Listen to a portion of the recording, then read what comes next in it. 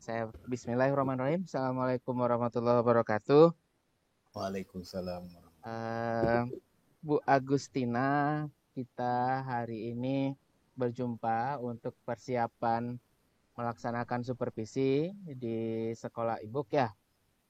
Ya, Pak. Siapa gurunya yang akan disupervisi, Bu? Ya, Pak, rencana saya mau melakukan supervisi kelas. Guru yang ingin saya supervisi adalah Pak Bahtiar, Pak. Oke, baik, Bu. Jadi rencananya Ibu mau melakukan supervisi dengan metode coaching ya? Iya, Pak. Metode apa itu, Bu? Rencana Tirta apa rasa dengan teknik? Saya rencananya, Pak, ini dalam tahap supervisi kan ada 3, Pak, kan? Ada supervisi, ada pasca supervisi. Jadi saya rencananya mau supervisi, mau coaching Pak Bahtiar dulu pada prasupervisi, Pak, untuk saya melihat bagaimana dia mempersiapkan perangkat mengajarnya untuk masuk ke kelas nanti, Pak. Oke, Ibu, kira-kira Bu, apa yang akan di bagian mana nanti di saat aktivitas supervisi yang Ibu lakukan? Di bagian apa sih saya yang akan mengamati Ibu di bagian apa kira-kira? Atau di apa saja sih yang saya amati dari Ibu?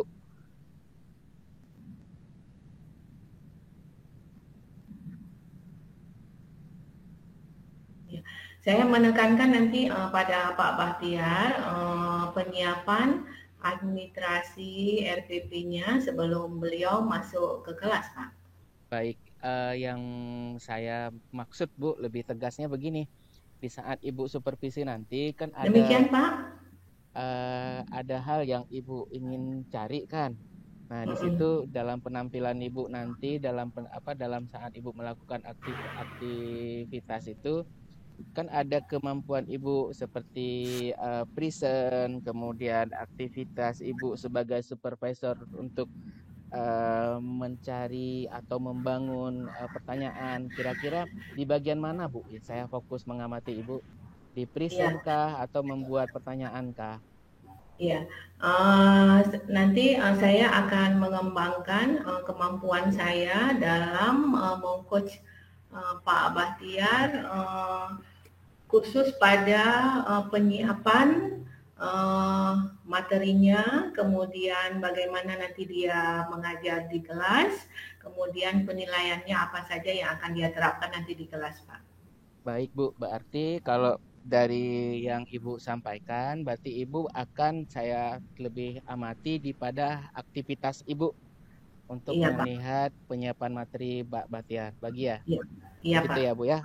Iya. Book ya. Iya, Oke, Pak. baik, Ibu. Oke, saya catat dulu ya, Bu ya. Oke, kalau demikian, kira-kira Ibu sudah siap enggak kira-kira kalau sekarang melakukan proses supervisi akademik ini? Kalau sudah siap, biar nanti kita langsung Ibu panggilkan Pak Bahtiarnya biar saya mengamatinya. Kalau memang kira-kira ada yang ingin Bu tanyakan lagi atau menyampaikan kepada saya, silakan Ibu. Saya rasa cukup, Pak, untuk sekarang ini. Baik, saya akan menjumpai Pak Bahtiar terlebih dahulu, Pak ya. Baik, Bu, terima kasih. Saya tunggu ya, Bu ya. Ya, oke, Pak. Assalamualaikum, Pak Bahtiar. Waalaikumsalam, Bu. Gimana kabarnya? Alhamdulillah baik, Bu. Ya, rencana nanti saat saya mau supervisi, Bapak akan mengajar di kelas mana, Pak? Saya ngajar di kelas 12 IPA 1. Oh iya, materinya tentang apa, Pak? Materi kita masuk di semester kedua ini, Bu. Iya. Tentang perlindungan hukum. Perlindungan hukum. Berarti Bapak mapel IPS, Pak ya? Ya, saya ngajar PPKN. Oh, PPKN, ya Pak. Oke. Jadi untuk materi perlindungan hukum ini Bapak sudah menyiapkan modul ajarnya, Pak, atau RPP-nya? Untuk RPP saya sudah buat semuanya, sudah ada, Bu. Kemudian untuk modul ajar saya menggunakan PowerPoint dan buku bucket. Oke Pak, boleh saya lihat dulu RPP-nya Pak? Ada nih Bu, ini RPP saya Bu. Iya Pak, oke. Saya tanya sedikit Pak ya. Iya Bu. Kira-kira nanti pada materi pelindungan hukum ini apa ya tujuan pembelajaran yang ingin Bapak sampaikan di kelas? Tujuan pembelajaran ya semua peserta didik memahami apa itu hukum, kemudian peserta didik bisa mentaati hukum, kemudian bisa menerapkannya dalam masyarakat. Ini bagus sekali tujuannya Pak ya. Kemudian kira-kira nanti Bapak mau menggunakan metode apa Pak? Metode seperti biasa, presentasi, ceramah, dan diskusi. Ada diskusinya Pak ya. Untuk kegiatan diskusi Bapak sudah menyiapkan apa? Penyampaian materinya dalam bentuk apa ceramah langsung atau menggunakan media-media pembelajaran Pak? Saya hanya memaparkan sedikit di PPT. Kebetulan siswa di pertemuan sebelumnya saya sudah membagi di setiap kelompok itu mereka membuat semacam makalah atau resume yang akan dipaparkan oleh setiap kelompok nanti. Jadi nanti langsung setiap kelompok sudah Bapak bagi tugas, mereka langsung memaparkan. Nah, dalam memaparkan materi yang sudah Bapak klasifikasikan kepada setiap kelompok, mereka nanti langsung dalam bentuk menempelkan di Bapak tulis atau membaca langsung atau pakai media, Pak? Kebetulan siswa sudah menguasai IT, jadi saya bagikan kemarin saya minta bahannya melalui laptop ataupun HP, tapi kemudian mereka ringkas, mereka buat semacam PowerPoint, tapi saya nggak minta harus PowerPoint, apa saja yang penting bisa ditampilkan, saya bilang. Jadi ada siswa yang membuat semacam gambar-gambar, ada yang membuat, karena siswa kan bisa mengedit di HP, ada Capcut katanya, ada TikTok, jadi ada beragam siswa yang saat ini lebih canggih mereka dibanding kita, Ibu-Ibu. Jadi siswa kita sudah sangat-sangat kreatif di era milenial ini, mereka menggunakan Android itu. Demikian. Oke, berarti Bapak menyarankan mereka dalam pemaparan materinya secara berkelompok sudah menggunakan media. Kira-kira ada kesulitan sarana media pembelajaran yang terjadi di sekolah Bapak? Kalau untuk media semuanya lengkap. Kalau guru hampir semua memiliki laptop, juga di lab komputer ada komputer hampir 200 komputer. Kebetulan kita di PDJ ini pilot project pelaksanaan UNBK. Jadi komputernya banyak di sini. Kemudian siswa saya tidak bawa ke lab, saya bawa tetap di ruangan, namun saya membawa infokus yang sudah terpasang di ruang kelas. Jadi tinggal presentasi saja anak-anak, laptop sudah ada. Laptopnya sudah ada, infokusnya sudah ada. Jaringannya ready Pak ya? Jaringan Wi-Fi di sini ada beberapa ProLink yang kami pasang, ada sekitar 7. Jadi di setiap tingkat ruangan, di setiap sudut itu ada Wi-Fi-nya untuk anak-anak. Oke, bagus sekali. Berarti untuk penyampaian materi mereka sudah ada medianya dan mereka sudah menyiapkan Pak ya di rumah. Mungkin pada saat diskusi kelompok, nanti Bapak kira-kira membagi berapa kelompok ini Pak? Kebetulan siswanya 30, jadi saya membagi kepada 5 kelompok. Membagi 5 kelompok ya. Pembagian kelompok ini Bapak bagi berdasarkan apa kira-kira Pak latar belakangnya? Kebetulan siswa laki-lakinya kan tidak banyak Bu, jadi ada siswa laki-laki sekitar 10, jadi kita bagi 2-2, yang selebihnya cewek semua. Menurut Bapak pembagian kelompok berdasarkan gender ini apakah efektif nanti untuk kerja kelompok mereka Pak? Saya kira efektif karena di antara siswa ini kan ada yang sudah sangat menguasai, ada yang belum menguasai, jadi mereka saling berbagi. Rata-rata kalau siswa laki-laki itu menguasai bidang komputer karena mereka sering ke warnet atau sering ke game katanya.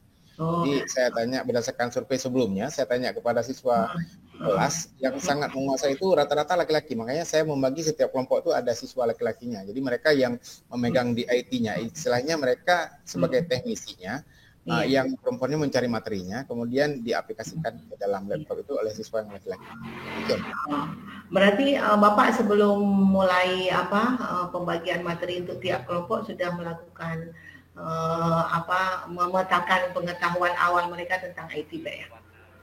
Sudah, karena kebetulan saya mengajar di kelas ini hampir 2 tahun di tahun sebelumnya. Saya juga meminta agar berkelanjutan. Kebetulan guru PPKN hanya saya sendiri di SMA dan rombol yang 24 rombol ini. Jadi sering berjumpa mereka, jadi sudah saya tahu bagaimana kemampuan mereka, Bu. Oke, berarti dalam masalah diskusi kelompok udah teratasi semuanya, Pak ya. Oke, kemudian saya ingin tahu kira-kira nanti proses pembelajaran di kelas ada nggak yang menjadi beban Bapak, akan menjadi kendala ini Pak dalam Bapak melaksanakan proses pembelajaran nantinya? Kendala biasanya di sini itu Bu, karena siswa berasal bisa dikatakan hampir semuanya kurang mampu, kemudian jarak tempuh yang jauh, ada yang dari gunung, ada yang dari laut.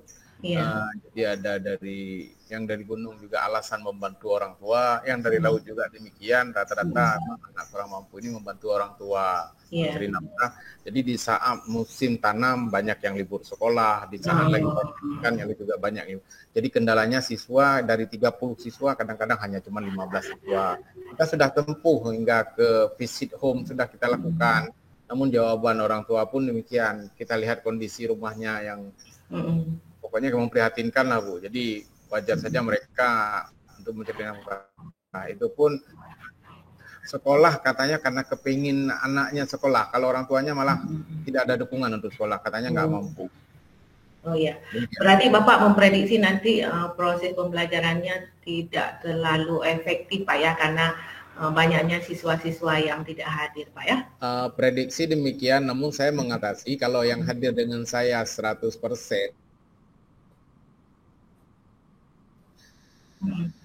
saya akan berani memberi nilai 90, saya bilang sama mereka. Jadi mereka berlomba-lomba di saat jam saya masuk. Jadi saya sudah duluan berjanji di awal, saya buat UUK atau undang-undang kita, kehadiran nomor 1. Kalau ujian nggak bisa jawab, saya bilang mungkin kalau memang siswanya mau masuk tiap hari, saya yakin pasti bisa, saya bilang. Jadi nilai saya jamin 90 untuk yang hadir 100%. Jadi pertama Bapak udah buat suatu motivasi ya bagi mereka mengenai kehadiran ini ya. Kira-kira ada solusi lain Pak untuk memotivasi mereka supaya bisa hadir dalam setiap pembelajaran yang Bapak akan lakukan nanti? Kebetulan saya diwakil kesiswaan, jadi menerapkan disiplin bagi siswa. Saya juga bukan mengancam sebenarnya, namun saya bilang kehadiran ini menentukan kelulusan ataupun naik kelas. Jadi saya beri wejangan sebelumnya, kalau yang banyak alfa itu nanti akan tinggal kelas atau dikeluarkan dari sekolah, saya bilang. Jadi mereka saat ini, selama ini sudah pergantian kepala sekolah yang baru, sudah sangat disiplin saya lihat. Jadi dari dulunya siswa mungkin di kelas hanya 20 atau 15, sekarang sudah 25-28, hanya 1-2 yang itu pun sedang dijajaki dengan orang tuanya. Nah, jadi ke depan akan hadir 100% target kami. Iya. Mungkin Bapak pernah berkonsultasi dengan wali kelasnya masalah kehadiran ini, Pak? Sering, sangat sering kami berkonsultasi hingga kami membuat surat, kemudian didatangi ke rumah, kemudian istilahnya visit home ya. Kami juga menganggarkan dari dana OSIS untuk siswa, untuk guru-guru yang mau mengunjungi ke rumah itu sampai kami berikan uang transport untuk mereka. Kemudian siswa yang memang rentan sudah didata, jadi dengan alasan tidak ada alat transportasi, kami juga sudah menghubungi pihak kelurahannya untuk menyiapkan minimal adalah angkutan dari tempat mereka ke sekolah. Karena lumayan jauh, ada yang 8 kilo, ada yang 5 kilo, ada yang 3 kilo. Jadi yang dari gunung ini yang susah, dari gunung karena cuman hanya satu kampung hampir terisolir kita bilang.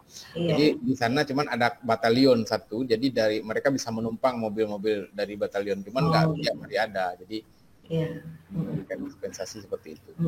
Berarti motivasi dari Bapak sudah ada, kemudian dari aturan dari sekolah juga udah ada, kerjasama dengan wali kelas juga sudah ada, Pak.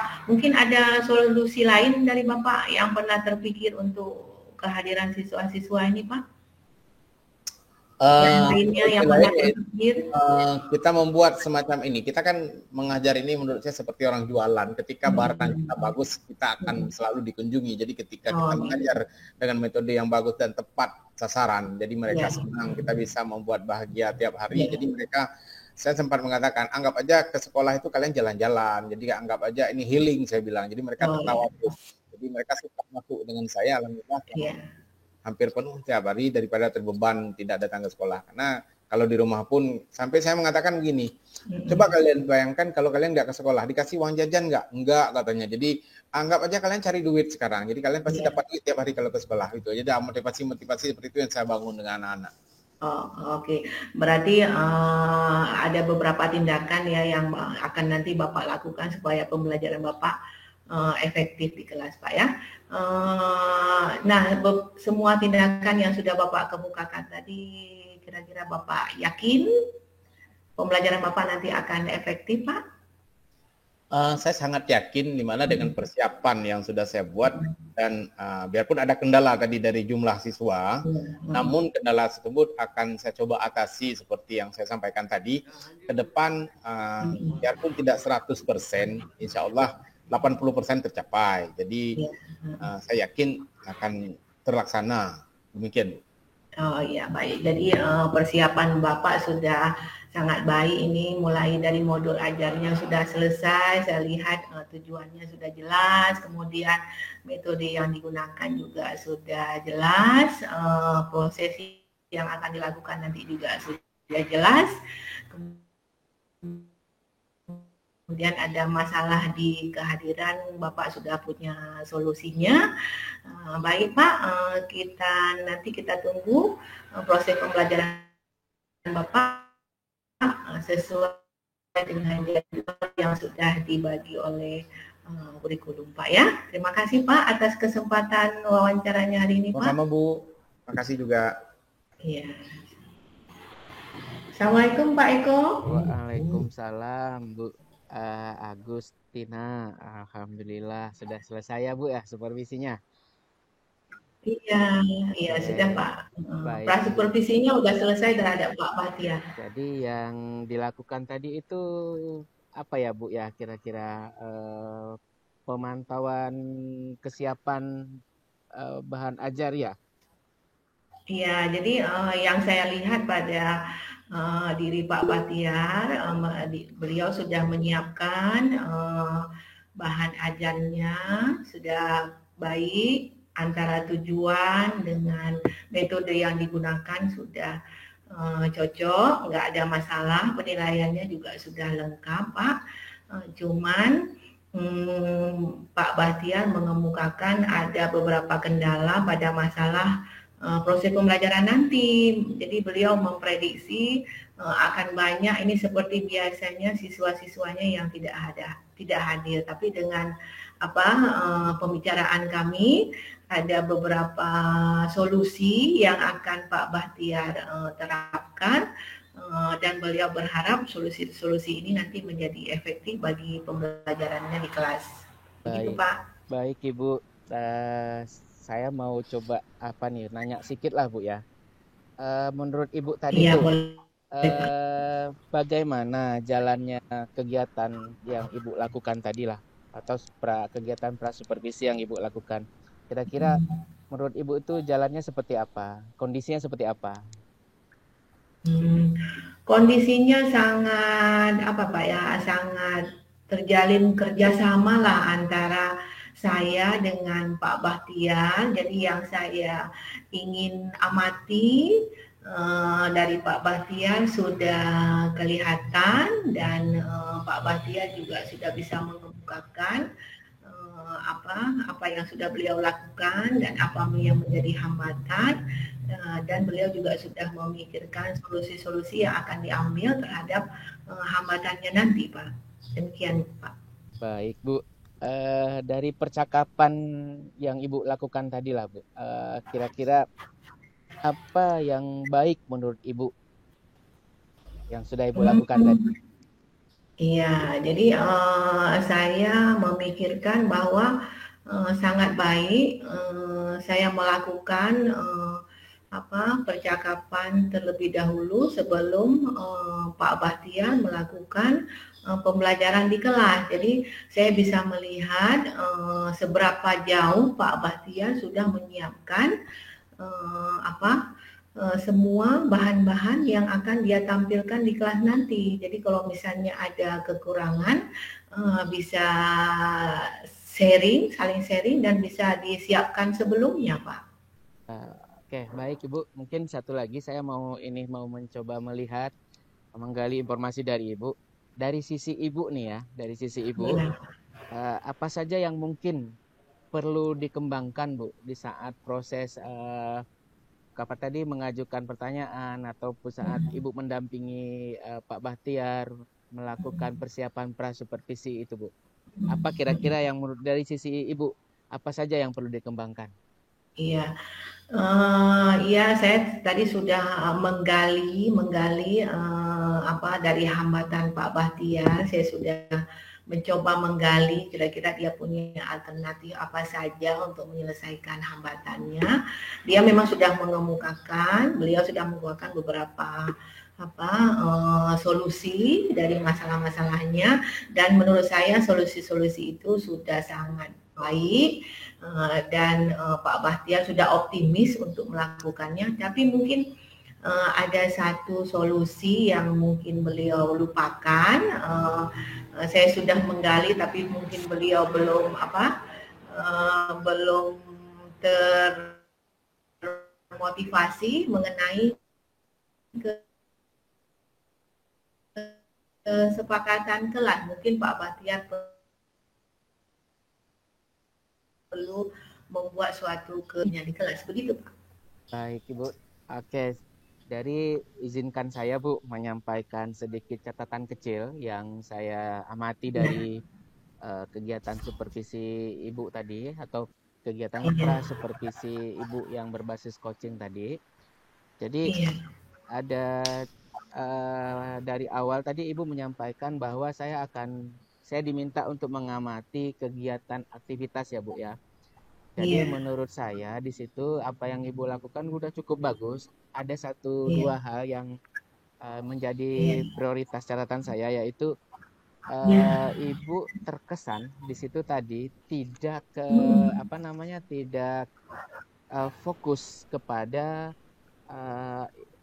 kepada orang yang akan Ibu coaching untuk coaching Ibu supervisi yang berbasis dengan coaching ini. Tapi sampai Ibu juga terbawa kepada masalah dari yang disampaikan oleh Pak Bahtiar, yaitu tadi padahal kita fokus Ibu tadi mencari persiapan pra supervisi yang akan dilakukan antara Ibu dengan Pak Bahtiar. Jadi tadi Ibu sampailah ke masalah kedisiplinan anak yang datang terlambat, tindakan yang akan diambil oleh Pak Bahtiar. Jadi mungkin untuk ke depan kita bisa lebih fokus Bu kepada rencana awal kita yang akan kita gali.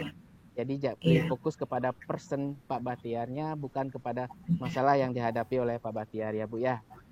Iya, oke Pak. Baik Pak. Terima kasih saya. Baik Ibu. Nah ini yang terakhir lah mungkin Bu ya. Menurut Ibu nih, apa saja yang perlu atau yang Ibu bisa ambil kesimpulan nih di pertemuan Ibu dengan kegiatan coaching Ibu dengan Pak Bahtiar di hari ini? Iya, jadi yang bisa saya simpulkan pada percakapan saya dengan guru saya bahwa di sini nanti dalam melakukan percakapan dengan guru yang akan saya supervisi, saya itu harus lebih fokus kepada instrumen apa yang saya mau amati. Seperti tadi saya kan ingin mengamati pada tahap pra-supervisinya, berarti penyiapan modul ajarnya, kemudian apakah tujuannya sudah sesuai dengan materinya, kemudian bagaimana beliau menggunakan metode yang cocok nanti pada saat proses pembelajaran. Saya harus lebih fokus ke situ Pak. Mudah-mudahan nanti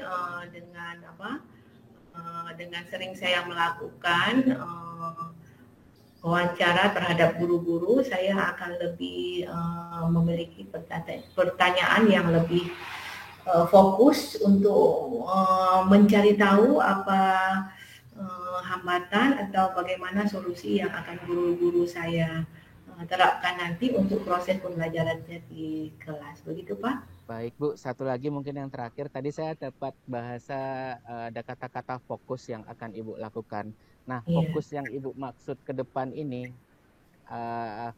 dan akan Ibu lakukan kapan kira-kira? Terus yang katakan tadi itu. Iya, jadi saya tadi sudah mencoba supervisi terhadap Pak Bahtiar. Mungkin untuk guru-guru selanjutnya berarti saya mulai dari besok saya akan lebih fokus kepada instrumen-instrumen yang akan saya supervisi supaya nanti saya bisa mengamatinya, benar-benar mengamati. Begitu, baik, Pak. Ibu. Oke, terima kasih Ibu. Alhamdulillah hari ini sangat luar biasa ya apa yang kita dapat. Semoga ilmu yang kita dapat hari ini bisa bermanfaat buat kita. Terima kasih atas waktunya Bapak Ibu yang telah berhadir. Kita di sini sampai jumpa kembali di pertemuan berikutnya. Jadi saya dapat melihat Bu, sekedar refleksi dari saya umpan balik ya Bu ya. Jadi kegiatan kita tadi Bu Agus sebagai supervisor. Jadi ada beberapa hal yang mungkin nanti kita bisa diskusikan lebih lanjut. Mungkin ada waktu saya, ada waktu Ibu, kita bisa langsung jumpa bertatap muka di dunia nyata. Terima kasih Bu, terima kasih Bapak. Assalamualaikum warahmatullahi wabarakatuh. Baik Pak Eko. Oke. Gimana Bu? Udah selesai?